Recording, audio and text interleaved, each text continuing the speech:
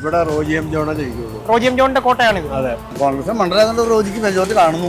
ആളുകളെ കണ്ട മൈൻഡ് ചെയ്യാറുണ്ട്, ഞങ്ങളെ കണ്ട താഴെ തട്ടിലുള്ള ആളുകളെ കണ്ട മൈൻഡ് ചെയ്യുക. ഞാനും ഇടതുപക്ഷ ചിന്താധികാരനാണ്, പക്ഷേ യാഥാർത്ഥ്യം ഇതാണ്. ഇപ്പൊ റോജി ജോണാണ് ജയിച്ചു വന്നെങ്കിലും സാജിപ്പോളിലാണ് ഇത്തവണ സാധ്യത പറയുന്നത്. ഇപ്പൊ UDF തന്നെയാണ് സാധ്യത ഉള്ളൂ. അദ്ദേഹം മൂലമായിട്ട് ഇവിടെ അങ്ങനെ ആർക്കും അങ്ങനെ അധികം പരാതിയൊന്നുമില്ല. എല്ലാവരും സരിസുവിടെ റോജി എം ജോൺ ആണ്. അദ്ദേഹം 10 വർഷമായിട്ട് ഇവിടുത്തെ MLA ആണ്. ചേട്ടാ, ഇത്തവണ അങ്കമാലി ആർക്കൊപ്പമാണ്?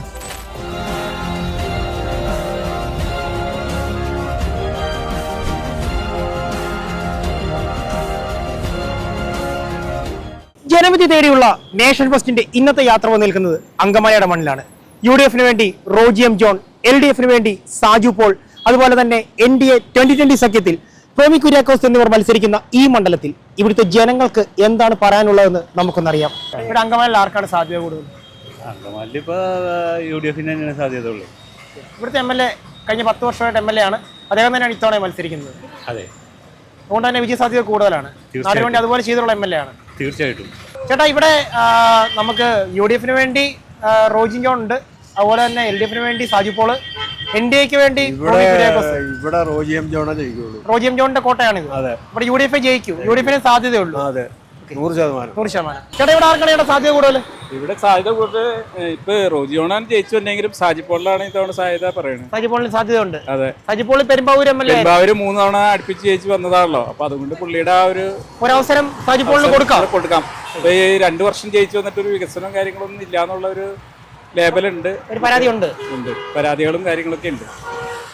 ജോസ് സെറ്റിൽ ഉണ്ടായിരുന്നപ്പോഴാണ് ഇവിടെ ആയക്കൂടി ഒരു വികസനവും കാര്യങ്ങളൊക്കെ വന്നത്. നമ്മുടെ ബസ് സ്റ്റാൻഡ് വന്നു, സിവിൽ സ്റ്റേഷൻ വന്നു, റെസ്റ്റ് ഹൗസ് നന്നായിട്ട് ഒരു രീതിയിലേക്കൊക്കെ വന്നു. അതിനുശേഷം പിന്നെ ഒരു അനുകൂലമല്ലോ, ആകെ 2-3 അവിടെ ഇവിടെ റോഡുകളുടെ വീതി കൂട്ടുന്ന കേസുകൾ മാത്രമേ ഉണ്ടായിട്ടുള്ളൂ.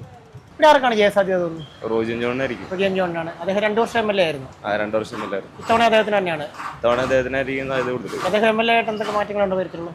അദ്ദേഹം മൂലമായിട്ട് ഇവിടെ അങ്ങനെ ആർക്കും അങ്ങനെ അധികം പരാതിയൊന്നുമില്ല. എല്ലാവരും സരിസുവിടെ ജനകീയനാണ്. ജനകീയൻ. റോജി എം ജോണിനാണ് ജയസാധ്യത. അത്യാവശ്യം പോപ്പുലറാ പുള്ളി. ഇവിടെ ആർക്കാണ് ജയസാധ്യത കൂടുതൽ? ജയസാധ്യത ആർക്കാണ് കൂടുതൽ? റോജി എം ജോണാണ്. 10 വർഷമായിട്ട് അദ്ദേഹം ഇവിടുത്തെ MLA ആണ്. 10 വർഷമായിട്ട് അദ്ദേഹം ഇവിടുത്തെ MLA ആണ്. എങ്ങനെയുണ്ട് അദ്ദേഹം MLA ആയിട്ട്? അദ്ദേഹം MLA ആയിട്ട് എങ്ങനെയുണ്ടെന്ന്? കുഴപ്പമില്ല, ജനകീയനാണ്. ഇത്തവണ അദ്ദേഹത്തിന് തന്നെയാണ് വോട്ട് കൊടുക്കുന്നത്. ചേട്ടാ, ഇത്തവണ അങ്കമാലി ആർക്കൊപ്പമാണ്? അങ്കമാലി UDF ആണ്. റോജി ജോണിനാണ് സാധ്യത. ഓക്കെ, ജനകീയനാണോ അദ്ദേഹം? കഴിഞ്ഞ 10 വർഷമായി MLA. കുഴപ്പമില്ലാന്ന് തോന്നണം. അതുകൊണ്ടാണ് ഞാനും ഇടതുപക്ഷ ചിന്താധികാരനാണ്, പക്ഷേ യാഥാർത്ഥ്യം ഇതാണ്. റോജിനെ കിട്ടും. ഇടതുപക്ഷമാണെങ്കിലും റോജിനെ കിട്ടുമെന്ന് ഉറപ്പുണ്ട്. ഇത്തവണ അങ്കമാലി ആർക്കാണ് ചാൻസ് കൂടുതൽ? Roji M John. Roji M John ആണ്. അദ്ദേഹം 10 വർഷമായിട്ട് ഇവിടുത്തെ MLA ആണ്. ജനകീയനാണോ? റോജിക്കാണോ വോട്ട് ചെയ്യുന്നത്? ഓക്കെ. ചേട്ടാ, കഴിഞ്ഞ 10 വർഷമായിട്ട് UDFന്റെ അധികാരത്തിലിരിക്കുന്ന ഒരു മേഖലയാണ് അങ്കമാലി. ഇവിടെ ഒരു ഭരണമാറ്റം വരാൻ സാധ്യതയുണ്ടോ? ഇത്തവണ അങ്കമാലി ആർക്കാണ്? UDF തന്നെ ജയിക്കുള്ളൂ. അവിടെ റോജി ഒന്നും ചെയ്തിട്ടില്ല, പുതിയതായിട്ടൊന്നും ചെയ്തിട്ടില്ല. ടാറ് പെയിന്റ് അടിച്ച് മാത്രമേ ഉള്ളൂ. ഒന്നും ചെയ്യാൻ പിന്നെ കുറെ ലൈറ്റുകൾ പിടിപ്പിച്ചു. പുതിയതായിട്ടൊന്നും വന്നല്ല, ആകെ വന്നത് കാലയുടെ ഈ പാലമാണ്. അത് പൂർത്തിയാക്കാൻ പറ്റിയിട്ടില്ല. പുള്ളി ജയിക്കില്ല. ഇത്തവണ റോജി തന്നെ ജയിക്കും. അടുത്തവണ ജയിക്കില്ല, PJയുടെ പോലെ തന്നെയാണ്. ചേട്ടാ, ഇത്തവണ അങ്കമാലിൽ ആര് ജയിക്കാനാണ് സാധ്യത കൂടുതൽ? സാധ്യത പ്രത്യേകിച്ച് ഞാനും പറയാല്ല, കോൺഗ്രസ് മണ്ഡലം റോജിക്ക് മെജോറിറ്റി കാണുന്നു.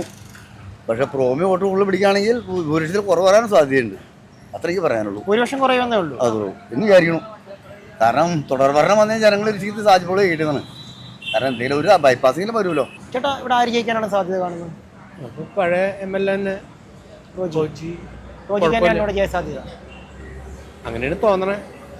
കാരണം നല്ലൊരു അഴിമതിക്കാരനല്ല, നാടിന് വേണ്ടി എല്ലാം ചെയ്യുന്നുണ്ട്. നാടിന് വേണ്ടി ചെയ്യുന്ന ആളുകളെ കണ്ട മൈൻഡ് ചെയ്യാറുണ്ട്, ഞങ്ങളെ കണ്ട താഴെ തട്ടിലുള്ള ആളുകളെ കണ്ട മൈൻഡ് ചെയ്യും. അതാണല്ലോ വേണ്ടത്. MLAയുടെ ഏറ്റവും നല്ല ഗുണം അതാണല്ലോ. അങ്ങനെ ഉണ്ട്, അങ്ങനെ കണ്ടിട്ടുണ്ട്. അതുകൊണ്ട് ജയിക്കാൻ സാധ്യതയുണ്ട്. ചേട്ടാ, ഇത്തവണ അങ്കമാലിൽ ആര് ജയിക്കാനായിട്ടാ സാധ്യത കൂടുതൽ? ഈ ആഴ്ച LDF ജയിക്കാനാണ് സാധ്യത കൂടുതൽ. LDF അധികാരത്തിൽ വരും. അതെ, കാരണം അതേക്ക് അവർ വന്നാലേ നമുക്ക് രക്ഷയുള്ളൂ. പിന്നെ BJP കോൺഗ്രസും വിജയിച്ചു കഴിഞ്ഞാൽ മലയാളത്തിൽ അടിയെ പോകും. കാരണം പണ്ടത്തെ അടിമ നമ്മുടെ ശരീരത്തിൽ നമ്മൾ കടന്നു വരുന്നത്. ഇപ്പോഴത്തെ കുഞ്ഞുങ്ങൾക്കൊക്കെ നല്ല ഫുഡും നല്ല വിദ്യാഭ്യാസവും ഒക്കെ ഉണ്ടാക്കി കൊടുത്തത് നമ്മുടെ ഇടതുപക്ഷമാണ്, പിണറായി സർക്കാർ മാത്രമാണ്. ചേട്ടാ ഇത്തവണ അങ്കമാലിയിലെ ജനങ്ങൾ ആർക്കൊപ്പമാണ്? LDF-നൊപ്പം. LDF-നൊപ്പമാണ്. സാജു പോളിനാണ് സാധ്യത. സാധ്യത. UDF-ന്റെ സ്ഥാനാർത്ഥി 10 വർഷം ഭരിച്ചതല്ലേ, എന്നാലും ഒരു മാറ്റം ആഗ്രഹിക്കുന്നു. ചേട്ടാ ഇത്തവണ അങ്കമാലിയിലെ ജനങ്ങൾ ആർക്കൊപ്പമാണ്? അത് അങ്ങനെ പറയാനായിട്ട് നമുക്ക് പറ്റില്ലല്ലോ. എങ്കിലും ചേട്ടന്റെ കാഴ്ചപ്പാടില്ലേ സാധ്യത ആർക്കാണ്?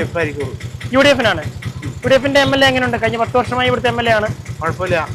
LDF ഞങ്ങൾ പാർട്ടിക്കാരാണ്. രണ്ട് പാർട്ടിക്കും തുല്യ സാധ്യത തന്നെയാണ്. കറക്റ്റായിട്ട് പറയാൻ പറ്റില്ലല്ലോ, ഇലക്ഷനൊക്കെ കഴിഞ്ഞാലേ അറിയാൻ പറ്റുള്ളൂ. ചേട്ടാ ഇത്തവണ അങ്കമാലിയിൽ ആർക്കാണ് ചേട്ടാ ചാൻസ് കൂടുതൽ? റോജി എം ജോൺ UDF-ന് വേണ്ടി, സാജു പോൾ റോജിക്ക് തന്നെയാണ്. അദ്ദേഹം 10 കൊല്ലം ഇവിടുത്തെ MLA ആയിരുന്നു. എങ്ങനെയുണ്ട് ഇവിടുത്തെ MLA ആയിട്ട് അദ്ദേഹം?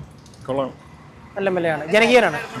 ജനവിധിക്കായി ഇനി 2 ദിവസം മാത്രം ബാക്കി നിൽക്കെ അങ്കമാലിയിലെ ജനങ്ങൾ ആർക്കൊപ്പമാണെന്ന് തേടിയുള്ള യാത്ര ഇന്നിവിടെ പരിസമാപ്തിയാവുകയാണ്. അടുത്തൊരു മണ്ഡലവുമായി വീണ്ടും കാണാം.